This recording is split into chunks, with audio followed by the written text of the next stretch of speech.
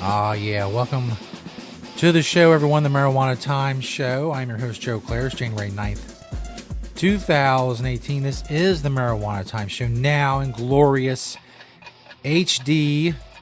Make sure you check out myself and many other great writers over at marijuanatimes.org, covering the cannabis community and industry for you. You can also find these videos there. You can share them. You can also find them on YouTube and Facebook by searching the Marijuana Times. And if you're looking for an audio version of the show, you can listen to on the go. Search the Marijuana Times on Apple Podcasts, and you'll find the show there as well.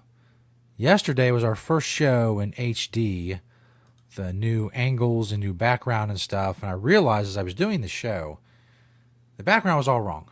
Everything was wrong. The flag, the Marijuana Times flag, was behind my head when it would go perfect where it is right now. You see where it is right now. It's perfect. Back over here, we got a marijuana tote bag, a Marijuana Times tote bag. We got the new curtains, all this stuff. Everything just looks better. If you go back and look at yesterday's show, which is January 8th, and then look at today's show, everything is much better for today's show. I promise. Especially the background. See where I'm sitting and where the camera angle is. The flag is perfect right there. Absolutely perfect. So I've got that nailed down. We'll work on the rest of the stuff. But it's all good. Anyway, thank you to everybody who shares the show and participates and comments and all that stuff. You help the show grow, help us spread the truth about cannabis. Today we're talking about the Vermont marijuana legalization, how that's going. Also the Kansas lawmaker you may have heard of making some rather racist comments and where that's landed him. And also the fall continues from Jeff Sessions' announcement last week. The Department of Justice was rescinding the Cole memo, which was the Obama-era marijuana policy that basically gave the feds, or told the feds to give them guidelines for a hands-off approach. Now U.S. attorneys are free to do what they want. Many attorneys have come out. Many have said that there's no changes. Many have said they're going to go on a case-by-case basis. It's a free-for-all now, depending on what each individual U.S. attorney wants to do. We'll talk about all that coming up, of course. But first, I want to tell you about the sponsor of the Marijuana Times Show, Natureside Cannabis.com. Natureside products are safe for everyday use. They're listed on the approved for use in the cultivation of marijuana by the Colorado, Washington, and Oregon State Agricultural Departments. If you are a cannabis cultivator, I know many of you are, check out NatureSideCannabis.com. Make sure you're using safe, all-natural products. You're not putting harmful chemicals in the products that you're selling. And also make sure you do not run afoul of regulations in various states. There's many regulations concerning pesticide use. You don't want to get in trouble for any of that. So make sure you check out the Marijuana Times Show. Great sponsor, NatureSideCannabis.com.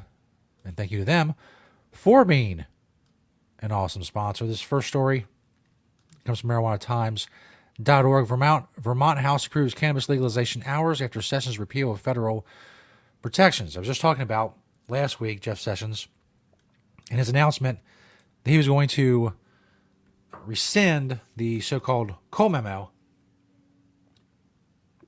which kept U.S. attorneys, or basically gave them guidelines when they would go after marijuana businesses in places and states where they were legal.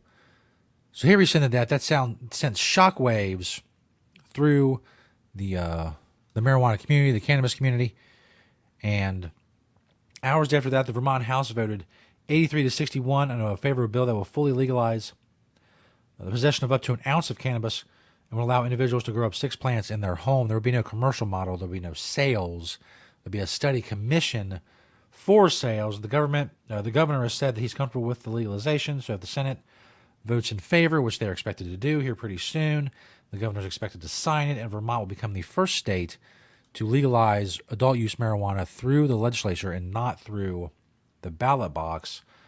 New Hampshire is also making waves in that area as well, but that has been delayed slightly in New Hampshire. So it looks like if it's a race between Vermont and New Hampshire, that Vermont is going to win at this point. Go check out that story on the marijuanatimes.org. And check out all these stories. They're all linked in the description of these videos. As always, this next story Comes to us from thehill.com, a story you may have heard about.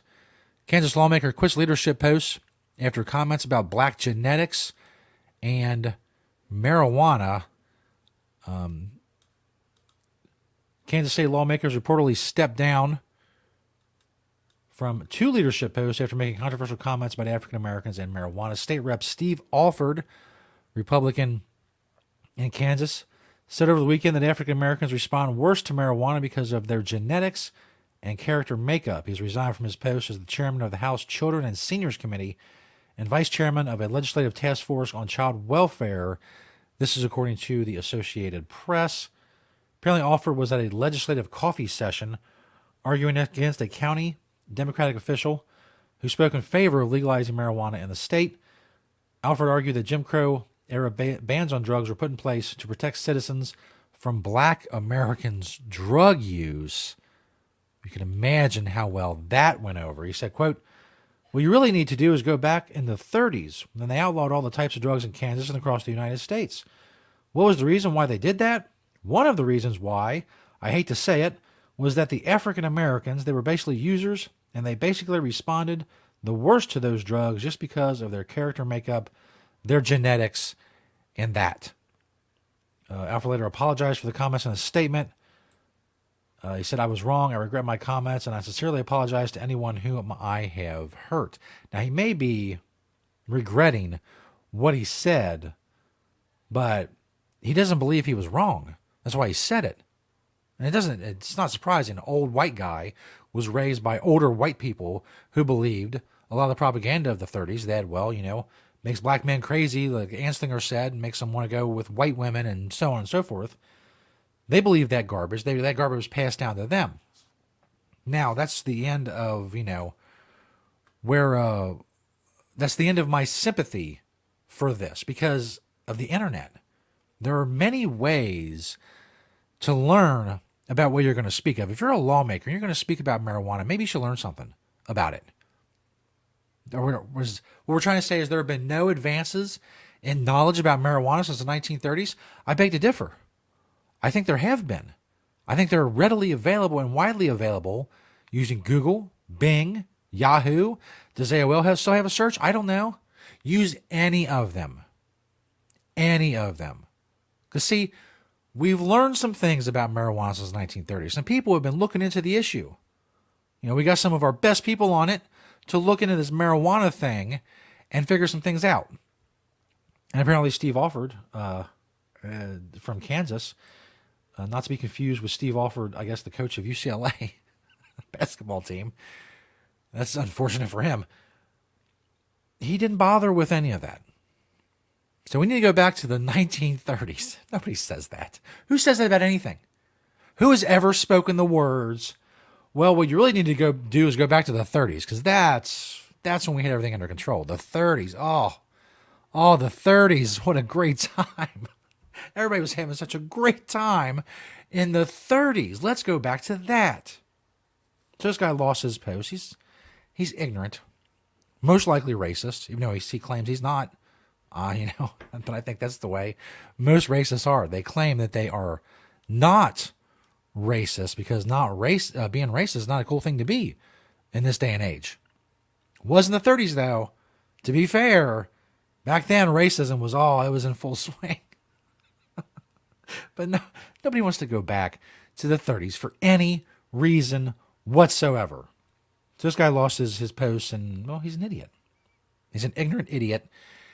And the problem is, he has the power over marijuana policy, or at least he did, in Kansas. And that's not a good thing. As I've said many, many times before, it's fine to be ignorant about marijuana. It's fine to have a stupid, ill-informed opinion about marijuana. But when you have power over policy that affects other people who use marijuana and may end up with them going to jail, that's a problem. You don't deserve that power, and you should lose that power because of your abject ignorance. This last story is from NBCNews.com. Justice officials reluctant to predict new marijuana prosecutions. Justice Department's officials were reluctant last week to predict that a change in federal policy towards marijuana will result in aggressive new enforcement measures against an industry that has grown rapidly in the past few years. They conceded that the shift injected uncertainty into the system sanctioned by individual states for growing and selling cannabis plants. But that very doubt appears to be what they believe is one of the benefits of the policy change. As you know, Attorney General Jeff Sessions told the nation's U.S. attorneys on Thursday, they are free to bring marijuana cases if they believe it's a local priority in their districts. In a 3-paragraph memo, he rescinded the Justice Department's previous hands-off approach taken during the Obama administration. Justice Department statement described the new policy as, quote, a return to the rule of law, and said it was a return of trust and local control to federal prosecutors who know where and how to deploy Justice Department resources most effectively. Chuck Rosenberg, who stepped down as the DEA administrator in September, you may remember him as the guy who said medical marijuana was a joke as DEA administrator, said the policy revision would not substantially change the course of federal prosecutions. Many U.S. attorneys were bringing marijuana cases when they thought it was appropriate, regardless of the Obama policy. And the story goes on to talk about many U.S. attorneys have weighed in at this point of what they're going to do, and it runs the gamut from we're going to go by case-by-case basis. We've always done that to we have no plans for any changes. It depends. And that is where the uncertainty they talk about comes into play, is uncertainty indeed when it comes to cannabis policy in the United States. That's going to do it for the Marijuana Times show for January 9th, 2018. Go check us out on YouTube and Facebook. Share those videos. Go to marijuanatimes.org and share the stories.